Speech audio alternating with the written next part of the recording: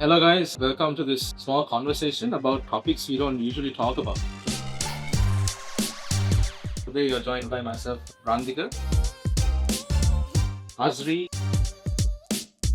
Umar, and Prasanna. For the dads here, what surprised you most about being a father? And how did becoming a dad change how you saw yourself as a man? Yep. So a tough question. I think we started with the father question, right? Right. Okay. I had encountered a lot of people who became parents, especially dads, and shared experiences with me. But until I faced the same situation, I could not kind of imagine what type of a thing that is, right? Actually, it is actually how I kind of become a parent is kind of tightly bound with how I come to the job at Cosent as well, because my wife gave birth to the kid after a month I joined here. So that's how kind of that is connected to Cosent. However, I was in the middle of a kind of a transition as well from my previous job to my current job. It's all new. Yeah. So it's like, okay, how do I handle this? Never had a pregnant wife before. What do I have to do different now? All those things, it might be a little bit more stressful. I would imagine that it's a lot different when you start having a relationship with a newborn baby child. Has that like changed the way you look at people in general? If I felt something special, right, while my wife was pregnant, to be honest, I did not feel anything about being a parent, becoming much more responsible. But it changed not after my wife gave birth the kid, actually, right? I felt the same, actually, right? I felt the same. I did not feel anything special, right? And I was also wondering why, right? I'm not that kind of feeling so kind of thing, right? But the day I took the kid from the kid and my wife back to my home, right? We are coming to a home which is now very different because there was no kid earlier, right? The moment I started feeling different is the first step I step into my house with the kid, actually, right? Because I felt like it's not going to be the same again here anymore. That was a very, I would say, it's a very heavy feeling I felt. Until that moment, I did not even realize that I will feel like that. I will feel something like that.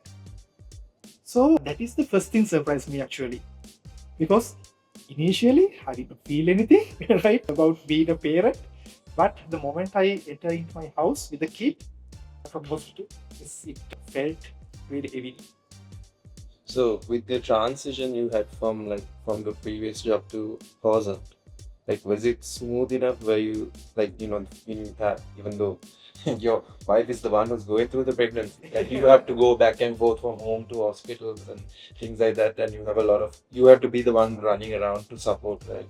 So how was Cosent, and was the birth supporting you, the people, your team supporting you? How was that? Yeah, a really good question, actually. Something I never planned in a really good way, but came really nicely, actually.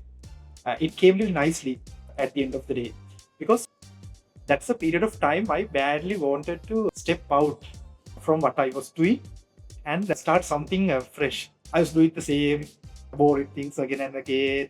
I did not feel like I felt like I'm stuck somewhere, right? Yeah. So Stagnated. yeah. I was stagnated in my life. So this was a kind of a required step I had to take. Even my family was worrying, right? I'm changing my Last moment. changing my job at the last moment, and how stable that is, and even kind of is it a good step to do, and even where I'm going is not something known right back then. But my wife helped me to kind of take that step. How it turned out to be a really good thing is actually the help I got from the company. I even got paternity leaves. Actually, these paternity leaves introduced with me actually right to the company, and even the clients helped me to have some free time. Even after a month I joined, right? They let me have that time, my kid. So all the support with the culture we are having, I was able to kind of manage that. Okay, yeah. So bottom line is, until you have a kid, you are not ready for it. Yes, correct. Right, that was There is no right. there is no guy. Actually, that is really good. Actually, there's no guide. Actually, right? There's no guide means actually we developers or kind of tech people like to have documentation, right? Processes, documentation, something in place, right? Yes, we are not referring to those things. Is that's a separate topic, right? But something I realized was after having the kid, I felt like this kid should come with a kind of a documentation or something like that, right? A manual, user manual, right? User manual, right? But unfortunately, that was not the case. And I and my wife had to figure out. I had to figure out the things. So, Randike, I have a question for you. Since you're a person who has switched careers recently, how have you managed to make the stress and how have you managed it in the past? Okay, a tiny bit of context. I switched from electronics engineering to software engineering just like about a year ago. So switching careers for a lot of people, it sounds quite tough and stressful. It was actually very stressful even for me. But there's a few things that I've heard from. Just give me a moment to explain. I spent a lot of time listening to Warren Buffett and Shah right hand. So I've watched a few of the AGMs, and what they tend to advise is they have this neat little trick that they talk about. They say write your own obituary. Sounds a bit morbid, but what you do is you basically write down what you want to be remembered for and who you want to be remembered as, and then you work back from. You say, okay, this guy is a very charitable person. He has traveled the world, blah blah blah. He's done all this, focused on this part of this part of the industry or whatever, and work back from that to where you are currently and try to build yourself up. And what tends to happen when you do all that is it puts everything in perspective. You might think that you're changing careers and you are losing a large part of your life that you worked for before. But in true fact, when you put everything in context, it might not be that bad. In fact, it might be a shorter path. You're just correcting your path to get to where you want to finally have that what you want to be remembered for. So yeah, I think that's a very valuable piece of advice that everyone at any stage in their life could apply. So, like, what could be the most stressful part about switching careers? How did you manage that? The most stressful part about switching careers is probably having to explain to everyone else why switching careers. But you have to, people are not going to understand what you say, because again, they don't have your obituary, and they also don't know what your interests are, like in a very very innate, in a rudimentary sense. They see what society sees, and they don't see what fulfills you as a person. So I think everyone actually should take a moment to reflect and see whether what they're going through is really that big of a deal, and try to see, okay, this goes really bad, what's the worst thing that could happen? And most of the time it's not that bad and you can bounce back from it. So yeah, to answer your question, the most difficult part was other people asking, and the way you solve that is just put everything in perspective for yourself. Once you justify it for yourself, I don't think it matters what other people think so much. Yeah, have you ever tried to imagine the other you who were we are in the other side, right? Who did not change. Well, I think that's a very that's a common thing. I think that everyone would do that. But then it's that is just you in the present, and what I think I would like to prioritize is who I want to be. Hmm. So I look at me at 85 or okay, and being 85 and looking back and thinking, if I did not change my career, I might not be here. Yeah. So I'd say I have thought about what I would be doing right now, but that's not what's most important. It's getting to where I want it. But I think in your case, like you're a good case study in terms of changing careers. But there are a lot of people out there who like switch careers every few months, every few years. I think that kind of disrupts. I don't know, personally for me, I feel like that scares me a lot because like not being sure what you want to be in life is like a crazy thing. Yeah, that's the whole point of the finding your end goal thing. Yeah. You sort of like put in the goalpost and you know where you have sort of a compass. You can deviate a bit, but you know which way is wrong, and you can make mistakes and learn from the mistakes and just where you go. So what do you tell somebody who is like constantly, not sure where they want to be? Like there are people out there who like switch from one job to another job, like completely different role, completely different industries. What's that kind of advice? I think maybe stop worrying so much because what tends to happen is people get frustrated with whatever they're doing. They don't have enough patience to stick to one thing. You just have to spend some time to recognize what you really want, what really fulfills you, and then after that you have to bear it. You have to get through all the practice to get to where you want to go. So, that's a question from you now, Azri. What's the hardest part about leadership that no one really talks about? Okay, there are a lot of things I think people don't talk about when it comes to leadership, unless you have like a mentor. But I think the hardest thing a lot of people don't talk about is the different perspectives, different personalities, different like generations that you get to work with, like from one generation to another, from one personality to another, how you deal with people, like different powers you have in leadership, what kind of leader you have to be for them. Like you can learn it through a degree or doing your MBA, but actually applying it is like very close to impossible because you need to actually practice it and firsthand to actually go through those problems, actually face the problems. I think that's the hardest thing I have to deal with. I don't know if you guys agree with me on that.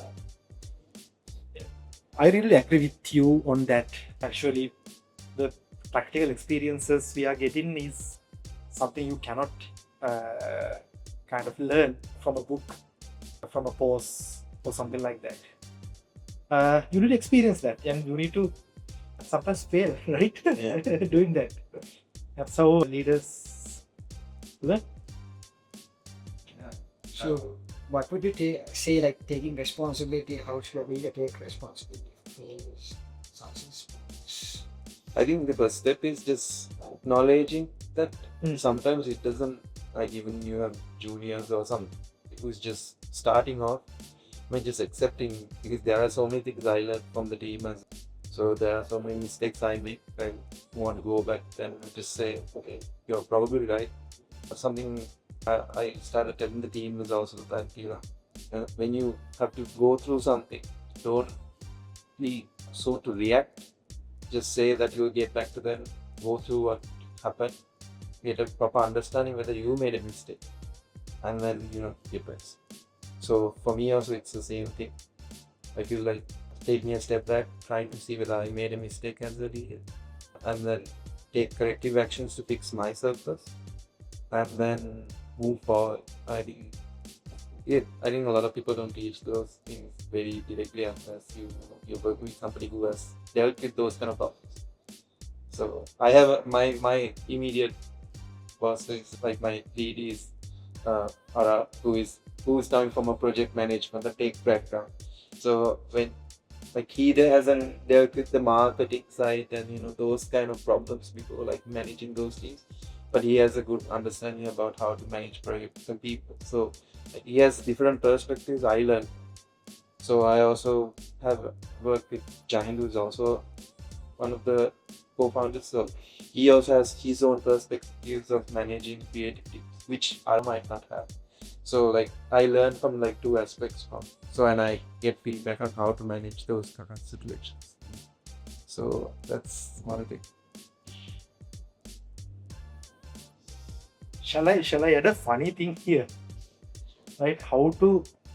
One of the ways to get a good maturity in leadership, have a kid. Oh, wow. Nice advice. Because I don't know. I don't know if a cat identifies as having a child. yeah, so Have you tried training Bro, cat faces? yeah, bro, I had to look at. I was like, no, what exactly is that? Insights, but no. okay. You know what? Though I edit it as kind of a funny thing, right? Have you ever heard about this book, How to Talk So Little Kids Will Listen? Right? That is kind of a parental guide. I had to read, right? I had to read because there was no documentation, right? Actually, that was kind of a documentation, but that gave me a lot of aspects of leadership as well, right? How we should act on while leading a team, while managing a set of people, right? While can be kind of talking to individual as well. Yep, that's one aspect of it, because you will realize when you have a kid, right? You realize that there are a lot of other ways to manage situations, lot of different ways to manage situations, not the only thing you used to do. That is one aspect I saw as a mutual thing, being a leader and being a kind of father. Don't wait until become a father, right? Try to read that book. How to Talk So Little Kids Will Listen, if you have time. Absolutely. That's right. I think so. I think Prasanna is a very valid point. How to deal with certain situations, because I think even at Cosm, the one different thing about leadership is that we have a streamlined communication. In most of the industries and companies, there's a hierarchy. You have to go from level to level. You have to talk about different topics, and you can't go to your CEO and talk about something very easily. But at Cosm, that was a bit different. So when you actually needed feedback or support, like you can directly talk to them. You can talk to your own managers, your own leads directly. Even if you have any issue with them, you should be able to open about it. So that freedom is there. Like you're not going to get penalized for talking about those things. Yeah. Right?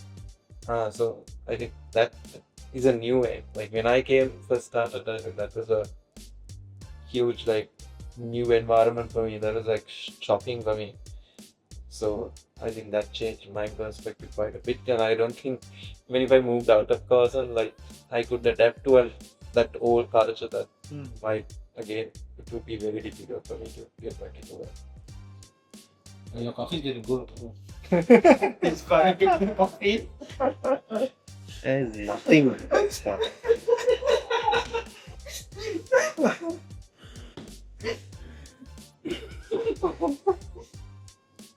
So finally, to Umar, what is something that someone that told you when you were young?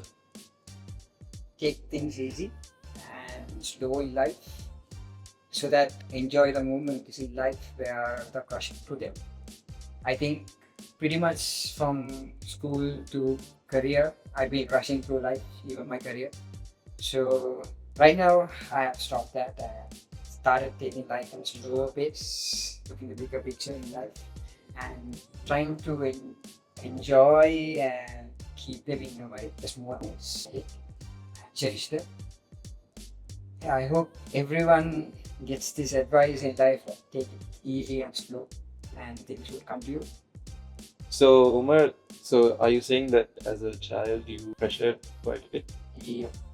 So being the only male child, the family makes you put a spotlight on you to achieve more in life and brings a responsibility where in future you need to carry on that burden. I think that's like a norm of the men who's in family. And having two sisters, you need to take care of them later on in life. So I had to work to achieve this, and now I'm taking a break and taking it slow in life. So, Umar, is there anything very specific you missed you couldn't do? And is there something Yeah. you couldn't do but still you can do now you are doing it? Probably. Actually, I did my degree part time. So that university life was missed out of my life. I started working with my degree. So there's a pros and cons for that, but that I know a lot of people have that Sri Lankan university life. That was not there in my life. So now to achieve that, so I started my masters within that, and I have that like okay, still is a part time, but getting that little bit university experience on that.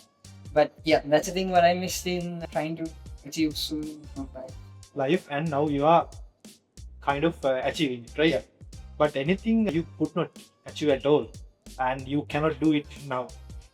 Yeah. So actually, this was not my path in life. Okay. This had nothing to do in my life. So I wanted to be an aeronautical engineer, and I love aeroplanes. It's pretty too late for that. So seems like that can be done, but no. But now I know that I love this and I have a passion for this. Yep, that just faded away in life for that. I think just to adapt to Umar's point, there are times where as a kid you grow up like you don't get certain things. Like when I was very young, you don't get like the PlayStation and all these things when I was young. Like my parents never gave it because they were not able like afford it. So like as you grew up, you wanted to buy those things for yourself, but when you do actually buy those things for yourself, you don't really have the time to do those things. That's And when you think back to it, it's sad that you don't actually get to do all those things. yeah. I think you have to adult, and like when you're in school, you got to okay, we focus on school. When you're in college, college, and by the time you're actually in your job, you have missed quite a bit. I think that as a guy, I think the future generations, I feel like it will be much worse. At least back in the day, I don't remember a time where I spent it inside the house because I didn't have all the seats. So I had to go out and find my joy and with friends and community, walking around the city, village. Yeah. So the one good thing that might have come out of that is you actually went out and did stuff.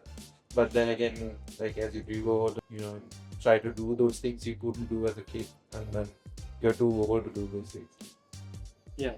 And I was able to kind of, yes, there were some type of things I missed in my life as well. It can be kind of playing with a small toy, kind of a remote control car, can be right. Yes, I had done, but not as satisfactory as I expected.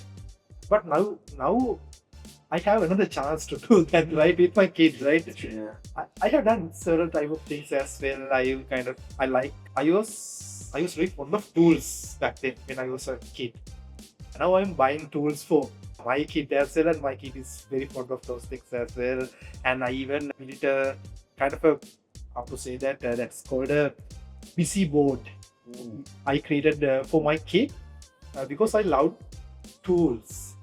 I bought a lot of tools. I bought the materials and I created it by myself for my kid.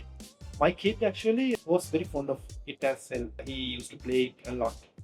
With that way, I was able to achieve something I could not achieve earlier in my small lifetime. I'm as a kid, yeah. I think there's a very good point where Prasanna spoke, where as a father, like you as you want to be better than your father was for you, and your son will want to be better than you were to him. Correct. So I think a lot of the kids these days, I think even I kind of miss that point but then later on as I grew, now I realize looking back, okay, my father was better than my grandfather. And he did the best. Yes. He was the best that he could be. So I will do something he couldn't do for me. But I don't blame him for whatever he couldn't do, because in his view he was better than his father. I think a lot people miss the father's side. Yeah, correct. Actually, my father is a baby boomer. So his generation is mostly focused on the occupation, right? Occupation, building up the family, doing a lot of things for living, right? Spending a lot of time for the living, right?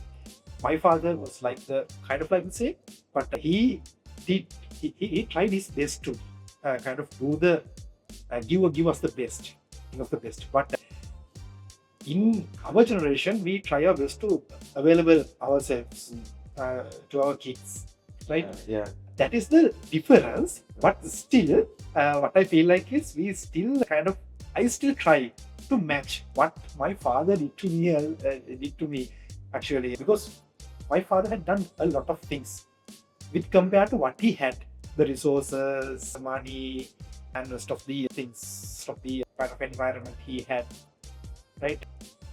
Still, I think though that is there, still we try to kind of match that. We are able to now available ourselves a lot to our kids with compared to our father's time. Yeah, I think what they went through and what we are going through is very different, like generational gaps. Like for example, like our generation and younger generation are more emotional related, whereas our parents and their parents were more focused towards future, building a house, having a family. But the kids these days want love and affection and time. Back then, it was there. That was also there, but you were more focused on figuring things out and having a future. That was the plan. We get lost in. Yeah, I think back in the day, there was a lot more human connection. So everyone is saying, you said them, go out, go out, play. And so if you have that human connection, it's something that's missing now. Yeah. So we are looking for it, children looking for it for more and more from their parents, because of a hyper-connected world that's not actually connected as humans. It's connected as like through screens and I think from what I'm hearing, Prasanna said, okay, now you enjoy buying gifts for a kid. Moving through that. You said you missed your uni time and now you're living that. And you said as when you're younger, you went and played with your friends in person on the online. So I think what everyone finds value in is just connections with other people. So I think that's something I never because I didn't place that much importance on the connections and the time that I should have spent with other people. Like, so the question was, what have you missed? Yeah. So yeah, that's something I think you have to value a lot. I think everyone should just spend a little bit more time and make an effort to maintain and just be there for. Sounds like a real level conversation number. But yeah, it's true. It helps you and everyone else.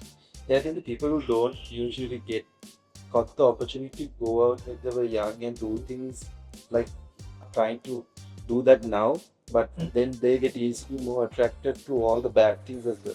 Yeah. Because they don't have a worldview of what is actually right and wrong, and you don't know how how you can get fooled easily. Yeah, because you're not corrected at a young age. You have a sort of like a leeway, some sort of room for error when you're young. Yeah. You get corrected, but when you're older, you don't get that correction. No one gives it. So yeah. I think people who are more connected physically, that give you that exposure of how to learn from people, how to read people, understand what they're saying, what their intentions are. I think that's kind of missing. All right, thanks everyone. That was quite an insightful conversation. I think we got a lot of perspectives that people who face different events in their life and who are at different stages in their life currently also. So yeah, let's Let's not do this again for our kid. Next year. Okay. Okay. Thank you, everyone. Thank you. Bye. Bye. Bye.